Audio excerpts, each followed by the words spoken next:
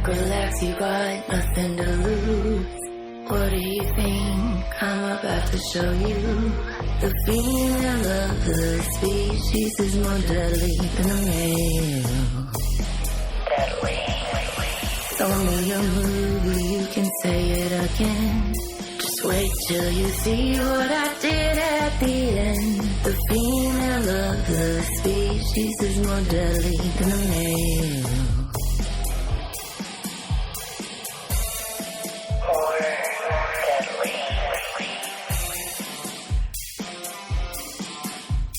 The female of the species is more deadly.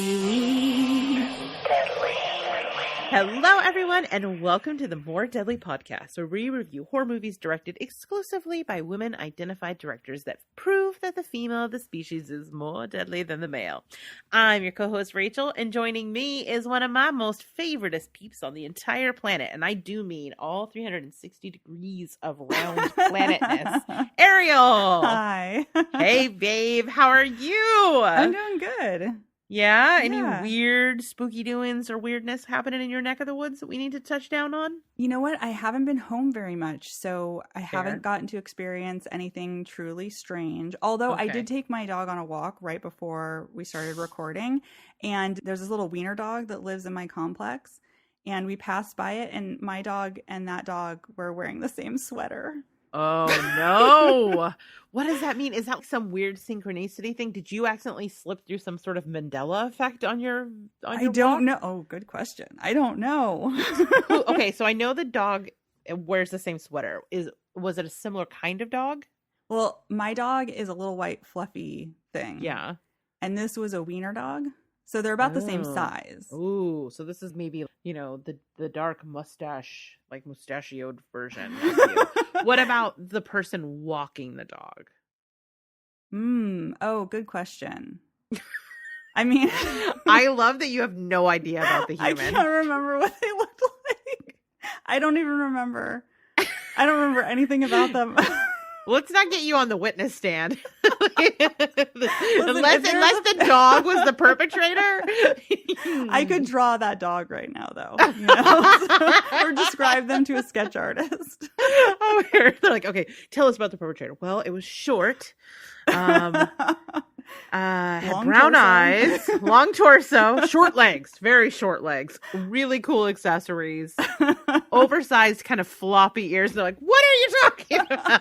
Long nose, long black nose. Listen, I focus on the important part, okay? We in the Discord, for those who are patrons, they already know this. In the Discord, we were doing that thing where you it was something I saw on social media, and I was like, this could be fun. So I threw it in there, and it was like, what would you put in a pentagram to summon me? Yes. How did you feel about one of the 5 items being a live skunk? I thought that was hilarious. If I had to do it again, I would definitely include Pizza Ghost. Right. I miss Pizza Ghost. I know, I'm sorry. I don't know what happened. I'm increasingly convinced it was actually not a spectral thing, but a neighbor crush. Because Pizza Ghost evaporated the minute that they moved out. Yeah, that's true. I just feel like if that's true, then say something. Because, I don't know, we were all trapped in our homes. I wasn't getting any, so, Right? That was the moment they should have struck. They would have had their highest chance of you being like, fuck it. Good enough. Right. Oh, well, hopefully you'll get a new Pizza Ghost of some variety instead of just... I mean, in this neighborhood, anything's possible, Everything is possible. Right.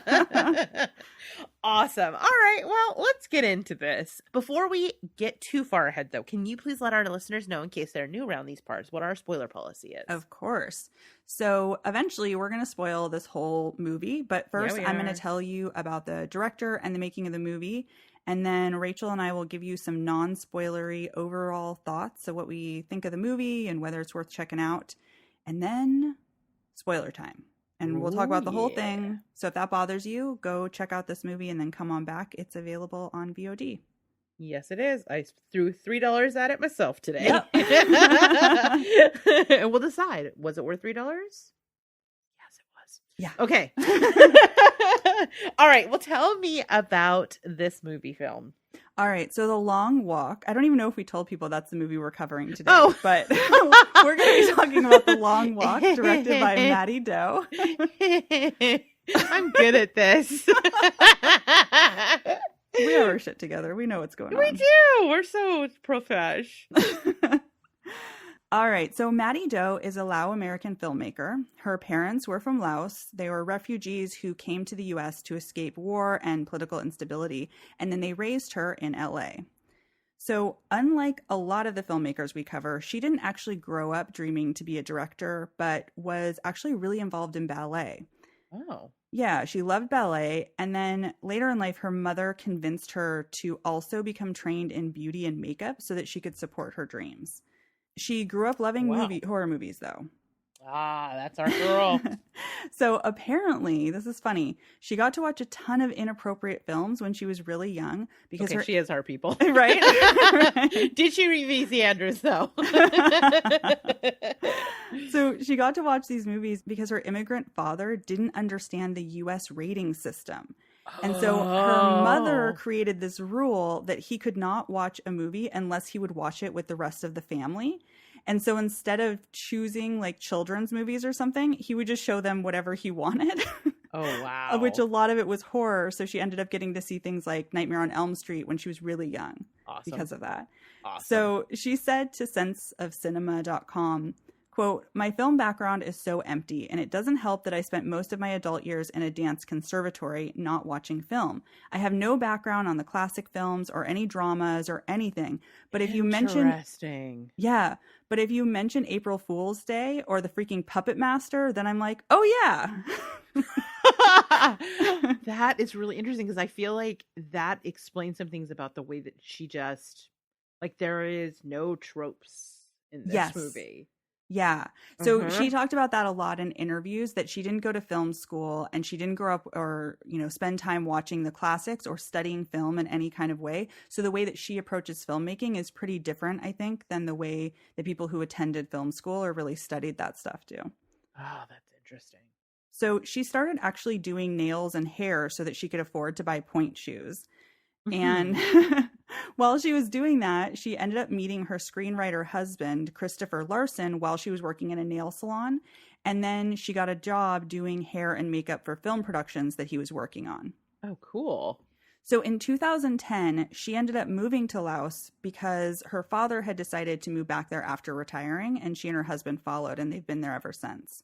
Where did she? I thought for some reason I thought she grew up in Laos. She didn't grow up there. She grew up in LA. Oh, interesting. Okay.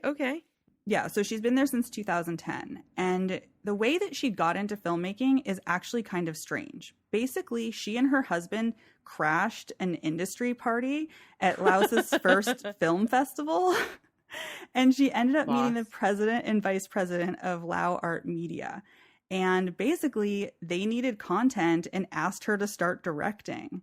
And her husband was sort of her cheerleader, and he was like, yeah, she's awesome. She can do this. And so she basically skipped cutting her teeth making short films or going to film school and just started making her first feature-length film. Wow. Yeah, I know, right? Wow. It's wild. So the takeaway is move to Laos. Apparently. Want to make films? They are dying for content. Get over there. So in 2013, she made her directorial debut with Chantilly. And it's about a sickly young woman who starts to see visions of her dead mother. And this marked the first Lao film made by a woman director. It was also the country's first ever horror film. Oh, and when it showed... And when it showed at Fantastic Fest, it became the first Lao film to ever screen outside Southeast Asia. Wow. Yeah. They basically have a very small budding film industry there. And so she's basically the first to do a lot of things. That's incredible. I know. So in 2016, she released her second feature-length film, a horror movie called Dearest Sister, about a village girl who travels to the capital of Laos to care for her rich cousin who has lost her sight and gained the ability to communicate with the dead. It was chosen to attend the Cannes Film Festival as part of the, and I'm going to probably say this wrong, La Fabrique des Cinémas du Monde program, and screened at Fantastic Fest, the London Film Festival, and Sitges Film Festival in Spain, where it received a special jury mention. That's not, or should I say Sacre Bleu?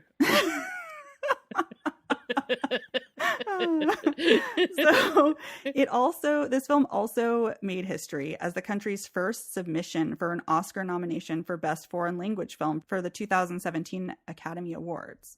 Amazing. Yeah, I know. When I read all of this, I was just so impressed that that's she was so able to do all this. exciting. I know. So she has really worked hard to build out Laos's movie infrastructure. She's worked with the country's Minister of Culture to create co-production treaties and find ways around Laos's sort of strict censorship laws. And she produced their first ever American and Japanese co-productions. Wow, that's so amazing.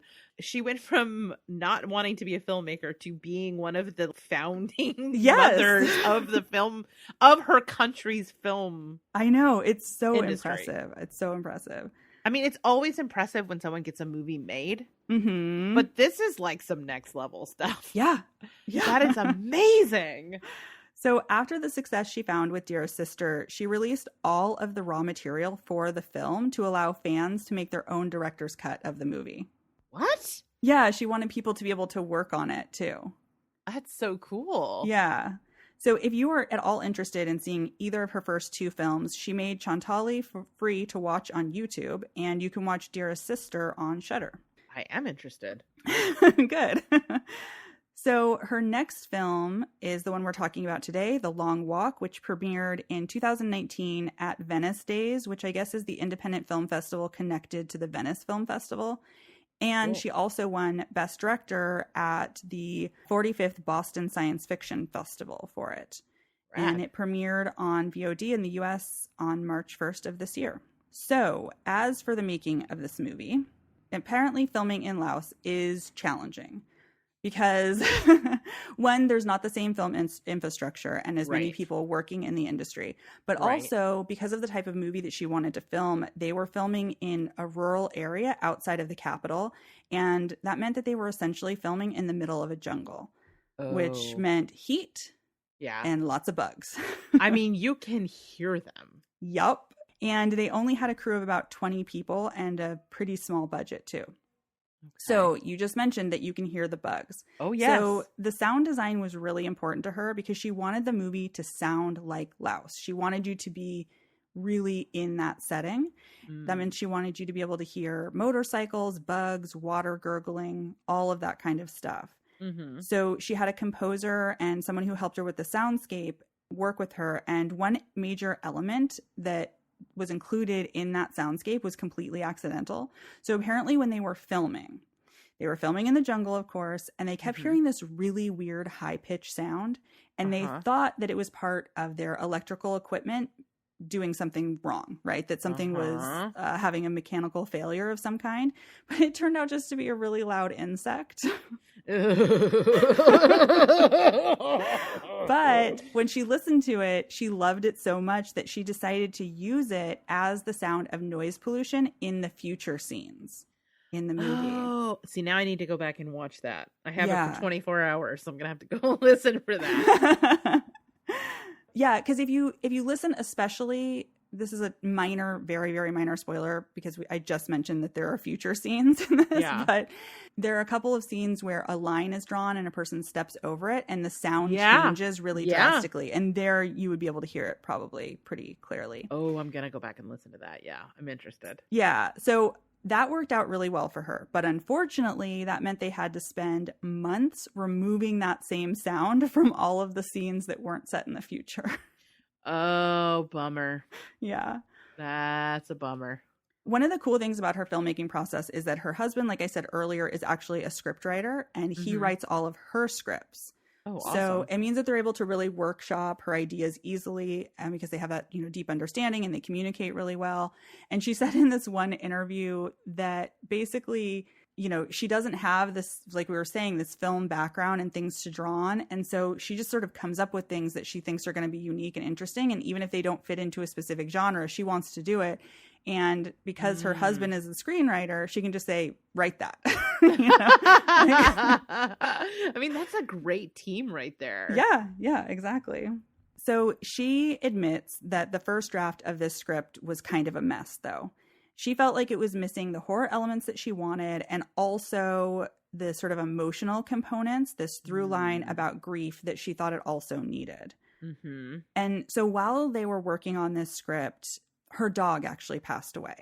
Oh, no. Yeah. And if we follow her on social media, we have been for a while, and she posts mostly photos of her pets. I mean, that's a good follow. Yeah, she has dogs. I want to hear about your film projects as well, but if you want to be leaning into the pet, I'm fine with that. Yeah. Yeah. Yeah. And her handle both on Twitter and Instagram is at Mango Sodium. So you can follow her and see all of her adorable pets and hear about her projects that she's working on. But anyways, one of her dogs had passed away. And then that traumatic event reminded her also of her mother's death. And so these two experiences kind of wormed their way into the script because she was thinking about it so much. Yeah. So one of the ways that she was able to add that horror element that she thought was missing was with supernatural ghost stuff, right? Yeah. Ghost stories are fairly universal. We see them from, so many different countries that are making horror movies, but her movies all have supernatural elements, all three of them. And I haven't seen her other movies, but from what other reviewers have said, they all feel very centered in Laos culture. And she said that Laos is still very traditional in a lot of ways, that people still often believe in possession and haunting and rebirth and reincarnation. And that if she told somebody that she was being haunted there, they would believe her. And so it's sort of a more natural thing to add it into her movies in the ways that she has. That makes sense because there's kind of a plot beat that would not happen here. But knowing that kind of culture where it's specifically like one of the earliest things that happens when they're talking to the main guy, the old man. Yeah. That's interesting context. Yeah, absolutely. While working on this film, she also found herself feeling pretty frustrated around the expectations that people had about the type of film someone in Laos should be making. So she said in an interview with /film.com, quote, "When you make a film from one of these developing countries that no one has ever heard of, and when you're the first woman who's ever done it, there's an expectation of what the film should be. And that expectation is it should be poor people groveling and suffering, long suffering. It should be poverty porn." Oh, no. Yeah, so she was getting a lot of that. And her response to that expectation was a big middle finger. So I'm going to read. Why am I not surprised? So I'm going to read this next quote from her from that same interview. And it's a little long, but it's one of my favorite things I've ever heard one of these directors say. So just bear with me. I'm buckling in. Let me pop my popcorn. All right. So she said, quote, "When people told me that my first two films were not authentic, like white people telling me my fucking Laos film wasn't authentic because they've been here, right? I was like, well, fuck you. What's authentic? Well, authentic to them was a dirt road, a hut, and a poor man suffering. So I was like, yeah, fine. I'll give that to you. I'll give you your rural Laos village. I'll give you your dirt road. I'll give you the dude with flip-flops and maybe the missing teeth. And it's going to be a time travel film, sci-fi motherfuckers, and it's going to be a serial killer film, and it's going to have ghosts." Yes, I love her. Yeah, she is amazing. All of the interviews I watched and read were really great. All right, so as for what she is doing next, she says that she is currently working on 3 films, and while she hasn't been specific about 2 of them, one of them, she says, is a love story. But I think it might still be something up her alley, because it is going to be about 2 women who are living in different countries but are connected through quantum entanglement. Oh, shit. Yeah. And then the bulk of the movie is about what happens when they get ripped apart. And apparently, she says it gets really dark. So I'm excited about that. Yeah, we'll have watch. to keep an eye on it. Did she say the name of it or just? No. Okay. All right. So it's nice to be able to keep an eye out on the name. I know. But that's exciting. Well, whatever she does next, I'm going to be very curious to see it. Yeah, absolutely. Awesome. All right, cool. Very cool. Thank you for that, Ariel. I always love getting this context. This is always my favorite part when I get to just sit back and learn from you. Is always my favorite. Oh, good. Yeah, I just find the research part of it so interesting, getting to read all of this stuff, because you're right that it does offer a lot of context to like what people were thinking about the movie. Like when we did Master too, you really felt that where it was easier to sort of understand where she was coming from once we knew her perspective more. Absolutely. Absolutely. All right. Well, what do I get into this? What we think about this movie? Yeah. All right. Do you want me to go first? Or go for it. Okay. All right. So no spoilers. Don't worry. If you're still here, you don't have to run yet. So first off, I'll just make it clear. I really liked this movie a lot. I know that I'm very cranky about runtimes and I'm very cranky about subtitles sometimes. I mean, the thing is, I will watch them and I will be fine, but I will complain first. Yeah, absolutely. Thankfully, this was worth my time investment and then some. I thought it was so original. Yeah. And like you said, it's this strange mashup of genres. It's the ghost story, near tech dystopia. Mm-hmm. Were you like, oh no, when you saw that? Yes. Because I was already like, oh no, I picked something long and with subtitles. Rachel's going to hate that. And then when I saw that, I was like, fuck it. Did I pick something I'm going to hate too? I sit on my own petard. But no. Thankfully, it was just one of the many elements that came into this. It wasn't necessarily like tech dystopia forward. And then it also is kind of like elevated horror and crime drama. It is so many different things. And somehow, I don't know how, but it all kind of, the alchemy of that really kind of came together for me in a way that I thought it really worked. And I think part of it is the central performance is really, really compelling. I'm going to say this wrong and I apologize, but Yanawuthi Chanlungsi, oh, that's really bad. I apologize. Is fantastic in this, and I should know his name because he's incredible, and I'm guessing is going to be doing more. I think he was in at least one more of her films, and I hope to see more of him because he brings so much pathos to this. Yes. He makes you root for him and also feel complicated feelings about him as the film goes on. He's just really, really great. I will say, though, this is definitely a movie that requires some patience, which I am often short on, but I was okay. This is definitely in the art house vein. You know, it takes its time really weaving together all of these different story elements, and it doesn't really reveal what it is until, I don't know, like an hour into the runtime, 2-hour runtime. So I would say if you are like me and have some patience issues, some concentration issues, you need to be in the right headspace to sit down and really focus on this, because the patience that you give it will be rewarded, because that final act really goes for it. Oh man. Yeah. Really goes for it. It's shocking, and it does a good job of making you question everything you've seen before, and it pulls together all these disparate elements that you're kind of trying to hold on to and not really knowing what matters. Turns out it all does. So yeah, in summation, definitely would suggest watching this. I rented it for $3 on Prime, and it was worth every penny. I would, if you can't get your hands on this, I don't think it's on any streaming services right now. You have to go VOD. I would definitely say go for it. Definitely. How about you? What'd you think? Yeah, I totally agree with everything you just said. I think this movie is beautiful. It is so well made. There's so much beauty to the way that she shot this film, the way that she portrays her characters. It's just lovely. And it's dark too, really dark. And I always love watching horror movies from other cultural perspectives, because I always think that tends to be really interesting, to see what other cultures are going to do with horror elements. I just found it fascinating. And like you were saying, the acting is amazing. There is a young boy in this too who is surprisingly good, and he's in a lot of the movie. Yes. So it would be really sad if he was one of those precocious little kids that drives us crazy. Yeah. I also think that there is a lot of subtle world building that happens in this movie to kind of let you know where you're at and what's happening without shoving it in your face, especially the more sci-fi elements of it. And then beyond that, you get, like you were saying, sci-fi stuff, and you get thriller elements, crime stuff. And then it's also this really in-depth, profound exploration of grief and heartache. Yeah. Like watching a loved one go through something and suffer. It's just, it's heartbreaking, but it's done with such sort of intelligence, and it's just so emotionally resonant. I thought I was going to like this movie going into it, just from the little bit that I had read about it, but it is so good. Yeah. I mean, I think this is one of my favorite movies I've seen all year.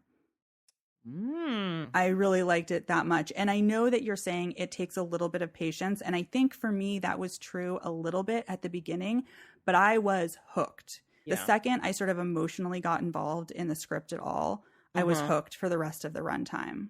Yeah. So I mean, I was into it too. I'm just trying to we know there's some people in the audience that, are on my side of the fence when it comes to that kind of thing. Yeah. And I have an easier time sitting through longer, slower movies than maybe your average viewer.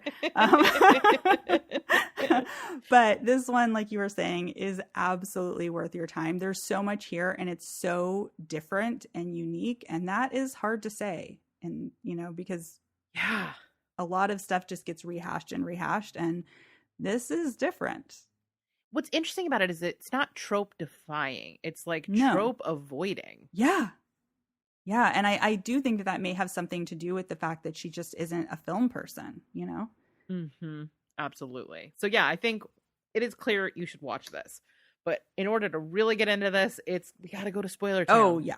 We got to go. We got to do it. There's a whole aspect of this movie that we have not said those two words. And you know what those two words are. And I need to say them. So let's get into it.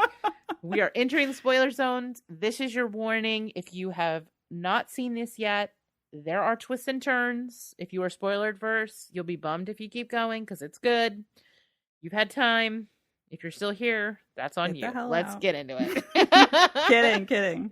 All right. So I'm going to start with the synopsis because that's the next thing on the document. And I am good at this.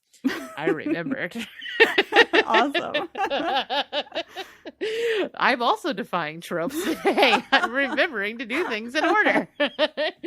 All right. So this is a hard one to synopsize. I actually was wondering as I was watching, I was like, I wonder how Rachel's going to handle this. I'm going to keep it super, super light. That's fair. I'm not going to get into all of the various subplots. Yeah. This is going to be very much an overview and also, you'll see.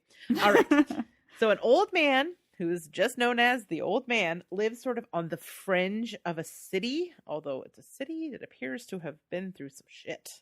Yeah. It is looking rough. Sometime in the near future, when he was a child, he found a young woman dying off to the side of the road, and he stayed with her until she died.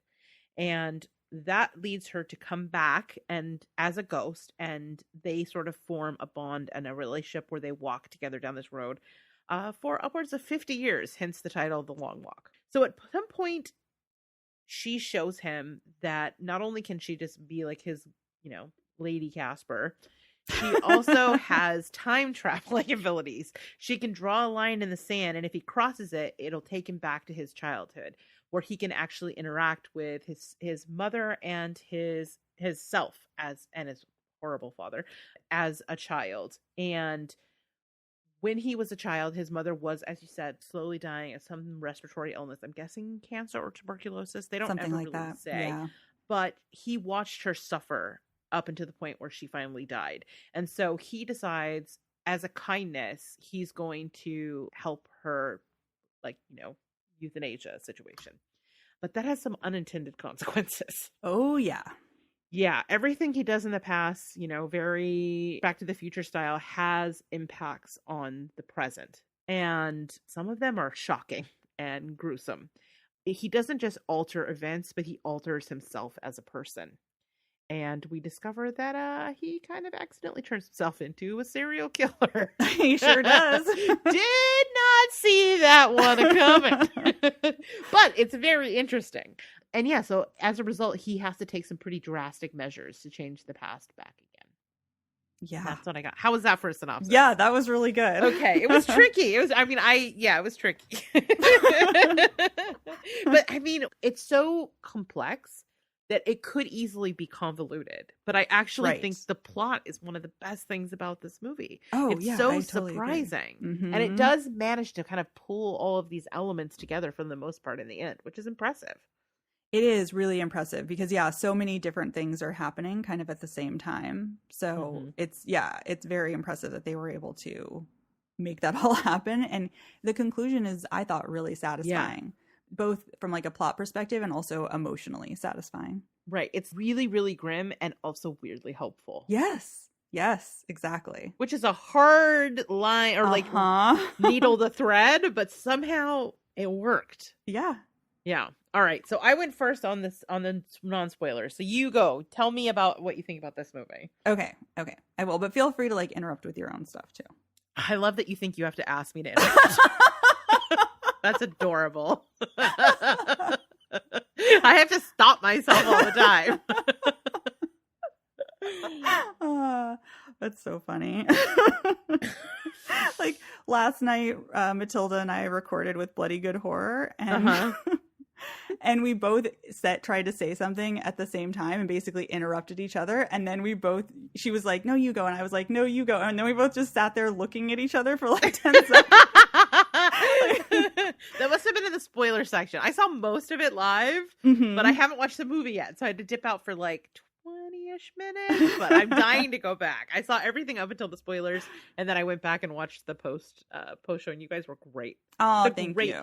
Perfect opportunity to plug it. You guys, seriously, if you're not already listening to Bloody Good Horror, you should be. It's a great show all the time, and we do occasionally get to pop in there. And last night, you and Matilda reviewed The Curse, and it was such a fun episode. Oh, thank you. I'm so glad. You guys I always love listening to you guys talk as it is. Obviously, that's why you're my friends. But you also did a really good job on the podcast. Oh, that's awesome. Well, I hope it turns out well. Yeah. Okay, so as for this movie, though, like you were saying before, it explores so many genres. And that, I think, is one of the most fascinating things about it, because somehow it all works together with the elevated art house kind of a deal, and serial killer thriller, sci-fi, time travel, supernatural ghosts. But it all works together in this symbiotic way to make it just sort of a richer experience. But I also think that one of the things she does that's so good is that it does not get bogged down in the mechanics of how the time travel works, or even sort of how exactly the ghost stuff works. And so instead, I think you get a more rich emotional story because you're not focusing on those elements of it. Right.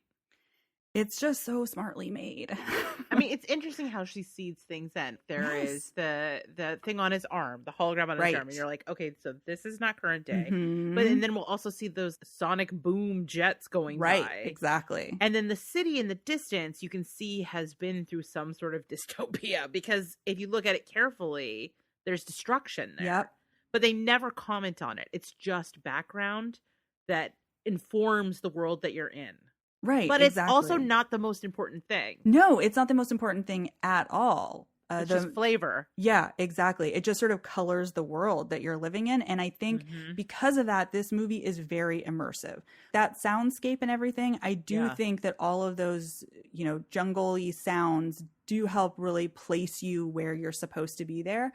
And then the mechanical sounds, and also just like you were saying, all of the different technological things you're seeing and the lack of them in the past too, really just helps to give you that immersive experience with it, where you just feel like you disappear into the film. Do you think it's meant to tell you that this long walk is a lot longer than 50 years? Yeah, I was wondering about that too. Because at one point in the beginning, the guy that he's selling stuff to makes a comment about his technology being like 1,000 years old. Yeah. And that could just be hyperbole, right? Right. You're poor and you've got older technology that was that's how I took it. Right. Until later. Right. It's very hard to know, because one of the things that made me think originally that the past part of it when he's a kid is set more in our time is just the solar panel thing. Yeah. But it's not like we won't, necessarily have those in the future either. So I don't know. That's hard to say. And I don't think I heard her talk about that part of it in any of the interviews that I watched. So yeah, I'm not sure. When her next movie comes out, we interview her. Oh my God, we have to interview her. Yes. Oh yeah. Oh, absolutely. Absolutely. Yeah. But yeah, seeding all of that stuff in just really makes this a rich world. And then I also love how kind of there's this slow progression of how things happen, and the story just kind of unfurls organically. So, you sort of pick things up as you're going along, I guess is what I'm trying to say, and sort of start to put the pieces of the picture together so that you get the full sort of idea of what's happening. like realizing that he's been killing women, right? Even before he makes this change to his past that then changes him into a serial killer later. Yeah. He has been essentially angel of deathing all of these women in this village. Yeah. And then later you don't even know why he's doing it at the time. And then you kind of figure that out later. And discovering where he's burying them and what the significance of that is. Yeah. Even figuring out sort of how his mom died and what happened there and how that changed him as a person. It's just all of these reveals of sort of deeper meanings to things. You know, even the way that the time change starts to happen where it's affecting things within his home. Yes. Well, I mean, his home, the things breaking in his home. Yes. Are reflections of kind of where he is internally as well as that's coming apart, even though it's not impacting him as he is in his present version outwardly. Every time he goes back there and changes something, he's breaking himself further. Yep. There's already, we discover like this, he has this trauma, the childhood trauma of watching his mother die. And so even though there is this darkness in him, it's expressed in a way that is grounded in empathy. Whereas when he fully breaks himself, he becomes a true predator. Right, where he loses that. Yeah. That girl was perfectly safe with him because she did not fit the type of, like, was not someone in need of his kind of saving. Right, she wasn't suffering that way. Whereas she becomes not only a victim, he mutilates her and sexually assaults her. I mean, thankfully not on screen. And you can see all of that reflected in his surroundings in that place. Yeah. And so how things start to come apart. Mm-hmm. When he finally fixes things, he has to burn it down. Yeah. Yeah. There's no coming back from that. It has to be leveled. And internally as well. That's why he also at the same time. He has to level himself in the end, right? Exactly. Yeah. Exactly. He has to destroy everything. Mm-hmm. It's so it's brutal, but it's so good. I know. And that's just it. I mean, I love how his actions that he takes in the past start, affecting things both for him in his present state and also him as a child too. Yeah. I mean, it's just so, oh God, it's so heartbreaking when he goes back and first of all tells him what to do with the money, right? And he thinks that's going to help the situation, but ultimately it leads to his father abusing his mother and then running off and making the situation even worse than it was prior, right? And then when he finally goes back into the past and ultimately helps, his younger self kill his mother, like you were saying, sort of euthanizing her, and it just destroys him. And part of it is because he doesn't think about what's going to happen to that little boy the second his mother dies, right? Like, I don't think he thought that he was going to stay in that place and live with his mother's body for what looked like months. Right. And how traumatized that would make a little, 10-year-old boy, how that would change you deeply as a person. And then all of the things that happen once they find the mother's body and try to take him to other places to get him help, and his dad is, nowhere to be seen. I mean, it makes so much sense why that would make him a completely different person, where on the one hand, before he did all of that, he's killing these women, and that is tragic because we don't even really understand whether this is something he's doing as like a service or he's just deciding that these women are suffering enough that he has to kill them, right? I mean, I think you kind of go on a journey with it, right? Yeah. Like, I think initially you feel like, oh, this person, she had dementia and maybe he was helping her. But then as you go forward, you're like, maybe he's making these decisions unilaterally out of a place of thinking he's helping people. Yes. Yeah. Exactly. Especially because what he's capable of. Yeah. Right. And then what he does ultimately, turning into a full-blown serial killer who abducts women, who rapes them. It seems like for quite a long period of time too. Yeah. And then ultimately kills them.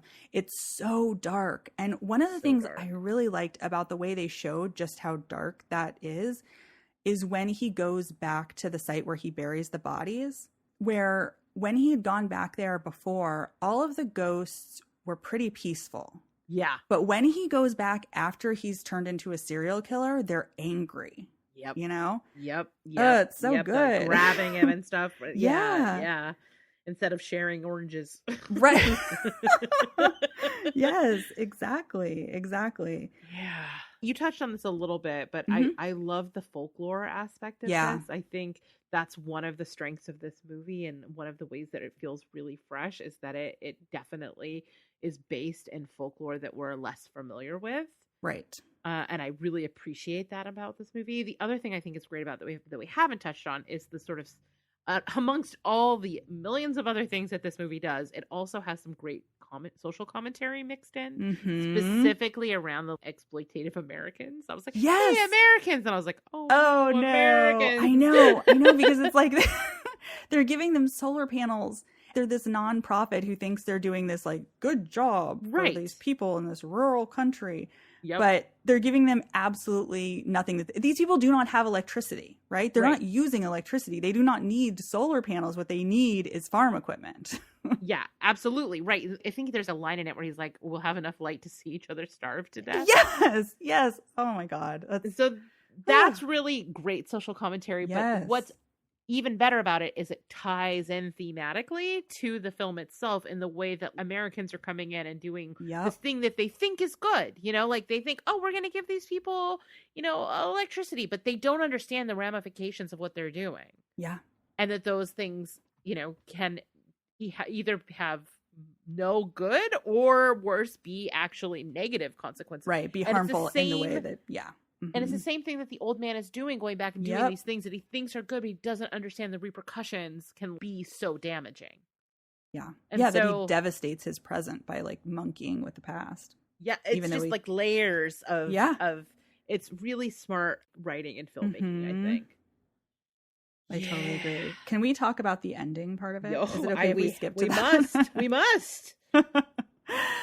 Listen, it's a dark ending when he realizes that he has fucked up so badly. Oh, yeah. That he has to burn everything to the ground. And watching him wake up and have to unbury his own little child skull is so grim. Heartbreaking. It's so grim and so heartbreaking. Because he's just gone too far, right? It's irreversible at that point. I mean, that child is so freaking cute, too. When he's screaming in the house, you're like, on one hand, you're like, it has to be burned down. Yeah. But on the other hand, he's such a little sweetie baby face. I know. It's really hard to hear. I know. But yeah, that, and then also the final scene in the graveyard is pretty great, where the ghost has been silent for presumably 50 years, and she finally speaks up. And it's kind of that last sort of emotional beat of like, I loved you because you were there for me in the end, but you could have set me free and you didn't. And you see that there's a level of selfishness to this relationship. All of his actions, really. Right. It just speaks again to this sort of like there's a seed of something in him that we get to see grow in different conditions because of the time stuff. But even at the kernel of this person that we largely like, even though it's, maybe they're a great eye, but I found myself still liking him and rooting for him in the end. But there is at his core just this seed of selfishness. Yeah, exactly. Because, not letting her move on to the afterlife, sort of holding on to her, is a selfish act in and of itself. But also the way that he basically both selfishly and kind of ritualistically is killing these women in an effort to almost relive what he wasn't able to do with his mom the first time around, right? He wasn't able to relieve her suffering when he was a child, but he can do it now as an adult. But Lena, the ghost woman, points out that was more for him than it was for them, Yeah. And that... he didn't cremate any of these people. No. He kept them in the graveyard. Yeah, he kept them there so that he could almost have these memories and these like friends in this graveyard, really. It's so sad and so moving. I didn't see a lot of it coming, and that is really interesting to me. All the places that this went. I mean, the relationship that he had with that young woman too, the daughter of the woman that he killed. That was really interesting too. And that's what's so complex about it, is because it seems like those that kind of make you love him too. Right. And like you were saying, root for him, even though, even at his best version of himself isn't great. Right. Right. I mean, it's a product of really intense trauma. Oh, 100%. Yes. Which is, I don't know, that's also really interesting. Yeah. But I mean, yeah, his relationship with her, so that when it flips, it's so devastating. Because I do think there's a real true sweetness to that relationship. Yeah. Like you said, it's a conservative country. So when he spots that she's queer, he could have been weird about it, but he wasn't. I know. He gave them the house and went outside to sleep. And then so later when she's trying to like lure him, he's like, you have a girlfriend. And right, so like, right. You don't want to fuck an old man. I was like, correct. But that's what I mean. There is complexity to him. I mean, it's not like we've never seen the trope of like a course, a serial killer with a heart of gold. There's a whole show. It's called Dexter, and there's 4 great seasons of it. But I still felt like this was kind of fresh. I don't know that I've seen it presented this way. No, I definitely haven't. Yeah. I don't know. This movie really surprised me. I had heard good things, but sometimes even if a movie's good, you're not in the mood for it, or it just doesn't work for you, or you can admire the filmmaking, but not necessarily have a very good time. I had a really good time with this. I was really surprised by this. I was very surprised by this because, I had picked it because I had heard that it was a really good movie and I had been interested in her as a filmmaker. And so I was like, we need to do this movie. But then when I read a synopsis that it was like just even one sentence and it said something about it being about grief, I was like, oh, fuck. What did I get myself into here? When we started watching this, I was like, what is Ariel doing? This was not the moment for this movie, but it was so good. I guess it just carried you through. Yeah. I mean, I have things going on in my personal life. I think we both do where you feel some connection to things that are happening. Stuff hit a little differently. Yes. But and a lot of times that'll make me be like, ooh, I don't want to watch this, you know? But I was so compelled by what was happening and how, interesting these characters were that I didn't feel damaged by it. Do you know what I mean? Like, do you remember that movie Relic? Oh, that we watched a couple years ago or a year ago or something? So that movie is so good and it's so beautiful. Excellent, but it's excellent. But that movie devastated me. Yeah. And again, because I had a personal connection to it, but that movie devastated me. This, I feel like for some reason, and I don't know if it's because of all the different genres happening inside of it or just the way the emotional beats were happening, didn't do the same thing to me, even though there are some scenes that are truly heartbreaking. Yeah. I think being a horror fan the way that we are, is both incredibly rewarding and incredibly punishing. Yeah, that's true. And it was nice to get the same kind of emotional poignancy without having to suffer for it. Yes, exactly. Yeah, there's something to that. I hadn't really unpacked it till we started talking about it now, but some of that I think we got all of the good stuff without any of the vitamins. You know what I mean? Like we had a spoonful of sugar that turned out to just be vitamin C. All right. Was there anything about the movie that maybe didn't work for you? I will say that the first about 10 to 15 minutes of this movie, I was a little bit confused about what was happening. Yeah. It took me a few minutes to sort of get where the movie was going and sort of where we were placed in time and, everything. But it didn't take that long to, jump into it. I would just say that would maybe be a little bit off-putting to somebody who maybe isn't totally sold on it by our description already. If you start it and you're like, wait, what's happening here? Yeah. But it for me, it picked up really quickly. So good. Yeah. I think for me, this is not an actual critique. It's just me with my misophonia. I had a hard time with coughing. Okay. That's fair. I mean, that is not a criticism. That is not a failure on the filmmaker's part. It's a personal preference. But if somebody else has my same misophonia, so there's a lot of coughing. Yeah. It's a lot of coughing. And you know where it's heading. So the coughing it's rough. A harbinger. Rough. Yeah, harbinger coughs. But that, like I said, that's not a criticism of the film. That is a data point for people who are broken in the same way that I'm broken. No, I get what you're saying. I mean, honestly, at least at this time, the person actually had something wrong with their lungs, because a lot of times in movies, somebody's dying of something that has no connection to their lungs, and yet coughing is the way that we show that they're sick for some reason. Got the black lung cough. Yeah. But honestly, that's really my only criticism. I would say, and I would agree with you that it does ask you to buy in and have some patience with it in the opening act. Because it's a long film. And so there is a stretch at the beginning that is definitely place setting that feels a little disconnected, but those pieces will come together. Yeah, they will. And it'll all make sense. And it doesn't take that long for that to start happening. Mm-hmm. So I don't think you have to wait, I would say as soon as he has the conversation with the cops, you're good. Yeah. Yeah, that's true. Because then you're like, wait, what is this movie? Right. Huh? What am I seeing? Yeah. And then the curiosity will pull you through. Right. Okay, I did have one question, though. This isn't a con, but okay, so you know how there's the whole thing with the wrist, or the forearm, I should say? Yes.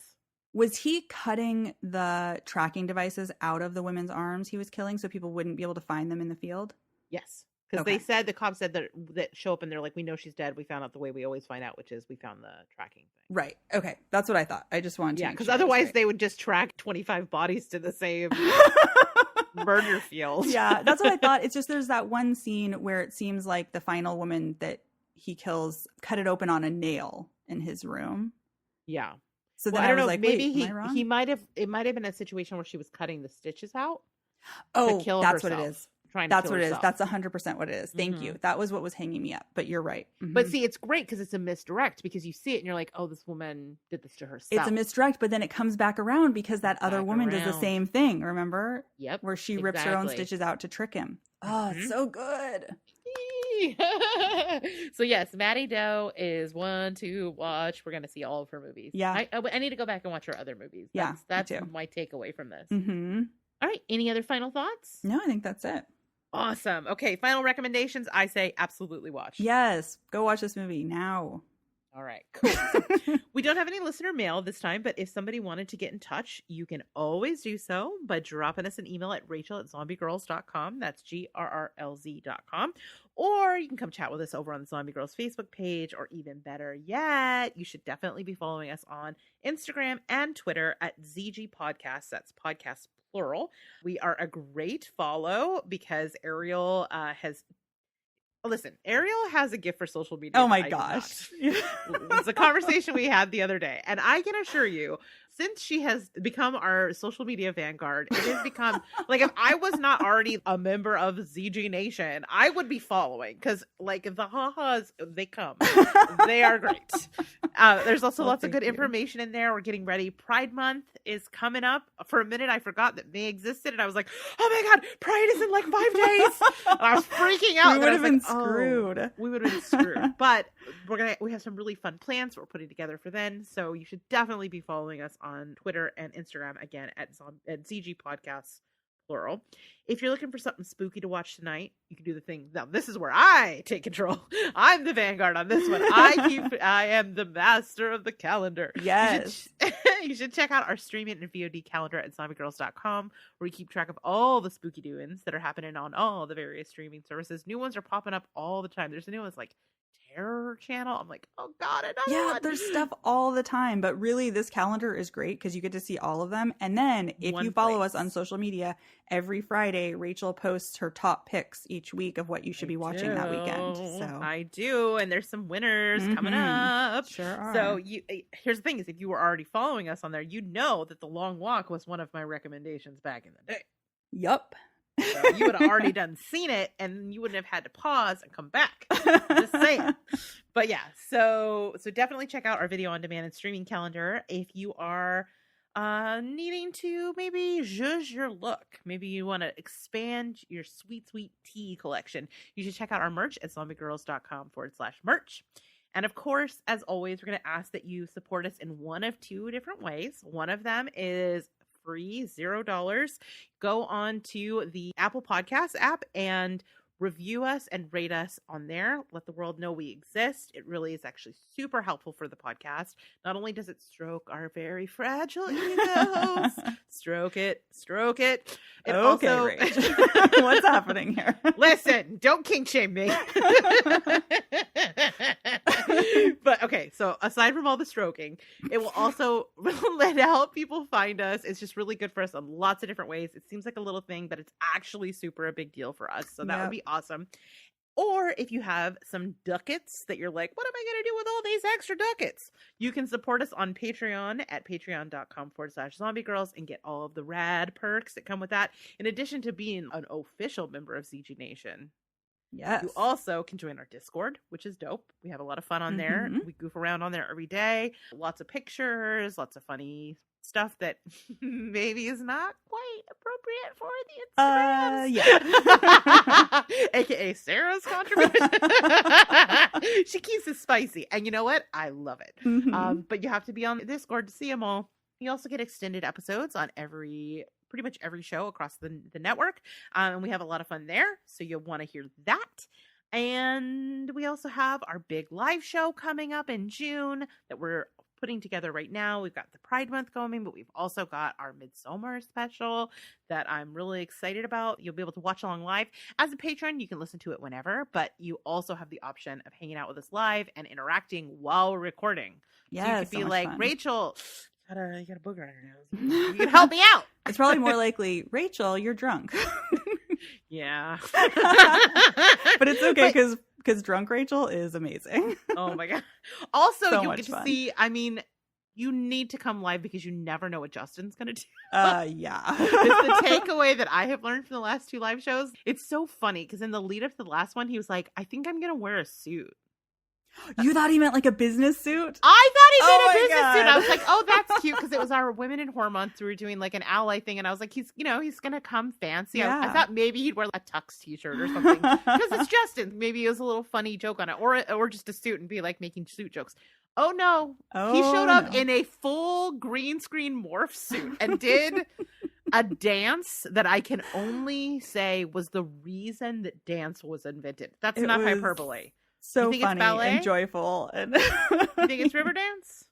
You think it's interpretive dance? No. It was so that Justin one day in the year of our Lord 2021 could don a morph suit and do the Canadian shuffle. It was amazing. It was amazing.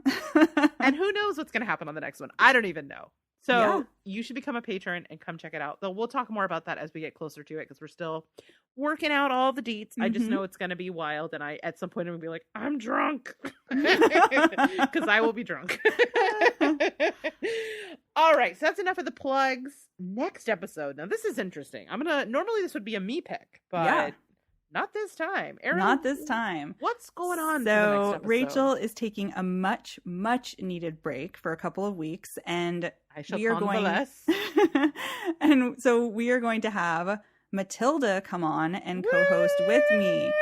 Yeah, you guys will remember her because she's been on a couple of past episodes, including the time she filled in for me when I went off to do something fun. Yeah. So Matilda picked a cool movie we're going to be watching for next time. It is called Shapeless. It came out earlier this year, and it is directed by Samantha Aldana. It is about a struggling singer in New Orleans who is trapped in the grips of her eating disorder and must face her addiction or risk becoming a monster. Ooh, that sounds awesome. Yeah, it sounds really interesting, and I think this will be a really good one to have Matilda the therapist come and chat with us about. Yeah. Yes. Yep. It's going to be an amazing show. I personally am excited to be in the audience for that one. Oh, good. Yeah, because like you guys have a great... I'm worried I'm going to come back and you'll be like, yeah, so we voted. Oh my God. No. We in the audience voted. We want more Matilda and Rachel can be the fill-in. And I would be like, that is correct. You're amazing. Second of all... Yes, thank you. I accept compliments. Second of all, that means I would have to be the host, Rachel. I'd have to say all the stuff that you say. You do that so well. I don't know if I can fill those shoes. I think you're about to find out just how challenging it is. And by challenging, I mean it's not. Oh my gosh. You're gonna crush it. It's gonna be such a great show. I cannot wait to hear it. Oh, good. All right, well, that's it for us for this episode. Unless you're sticking around for the extended episode, we're going to wrap it up. So, Ariel, why don't you take us out? All right, guys. Thank you so much for listening to another episode of the More Deadly podcast. I hope you enjoyed our review of The Long Walk. And, of course, come back here next time for our review of Shapeless. You can find that one on Amazon or any other VOD platform. Yeah, that's it for us, I guess. Night, folks. Bye, everybody. Thanks to everyone for listening, and thanks to my co-host Ariel, who's always willing to come on here and geek out about horror with me. And finally, thanks to the women who make the horror films we love so much. Production of this episode was done by yours truly. Editing was done by Ariel Missman-Rucker. And our theme song, More Deadly, was by Elizabeth Kyle and Eric Newell.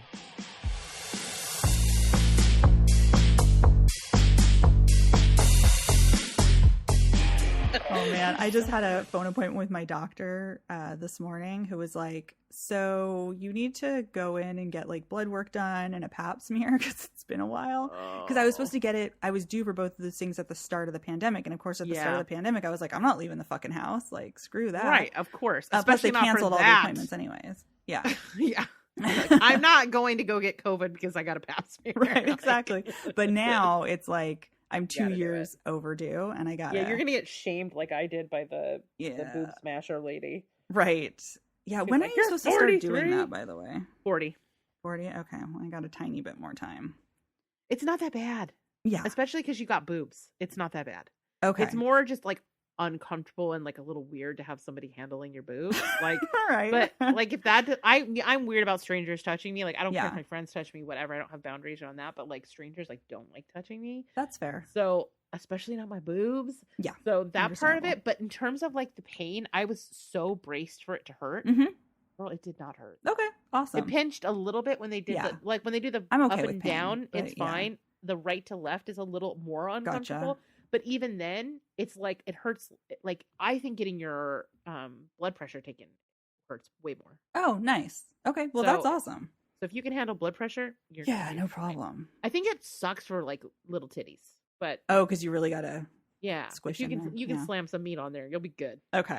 Good to know.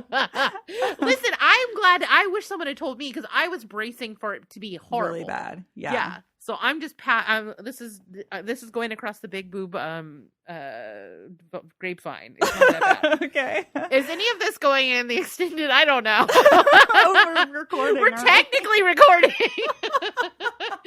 I don't know if slam some meat on there would be in the extended or not. Maybe I'll drop it at the end and not have it be the first like part. That right, gets the released teaser to part. Oh shit. Oh my god. But yeah, you'll be fine, I promise. And then they come like via email. Yeah, it's great. Like antisocial lists will rule this planet. We shall inherit the earth. All right. And for people like me who will avoid healthcare if they have to go in person, being able to email and send photos is amazing. Yeah. Unfortunately, they can't smoosh your boobs yet virtually. You gotta go in person for that one. One day, exactly. That the dream will be realized of the in-home boob smash Tronic 5000. Enough boob smash. Let's get into this extended episode. Okay, I'm getting punchy now. Hello, everyone. Welcome to the extended episode. I'm resisting the urge to say all of the things. I just want to say, I want to point out my personal growth. My next personal growth will be to not have to point out when I have personal growth. But I've only grown so far. Okay, all right. Ariel, how are you? I'm doing okay. Yeah. Are you having a good time? Are you excited to see what I'm about to bust out for this extended episode? Yes. What is it? What do you got going on? Disappointed. I have nothing. Normally I try to prepare something, but this has been a week, and so I figured it has been. One of the best things about our show is like obviously it's the information and like the research and the effort that we put into it, but the other aspect is just like our friendship vibes, right? Yeah. So today people are getting friendship vibes. So okay, this is my very high effort attempt here. I pulled up the front page of Bloody Disgusting, and I figured we can maybe, I'm looking to see if there are any stories of interest that I can get your take on. And there's one that stands out right away. Oh, okay. It's something we have definitely talked about on the show before, but I'm just going to read you the headline, and I can delve into the story if you would like. Again, this is Bloody Disgusting. This is written by John Squires. I want to properly attribute everything. Okay. All right. So, headline. Nick Castle teases that Halloween Ends will have a, quote, surprising conclusion, end quote. Thoughts? At this point, I don't know that I like surprising being included in it. Right. Unless that surprising is like, you know how terrible Halloween Kills was? Well, surprise! Yes. This one's actually good. You know what I mean? But I suspect the filmmakers themselves are not thinking that way.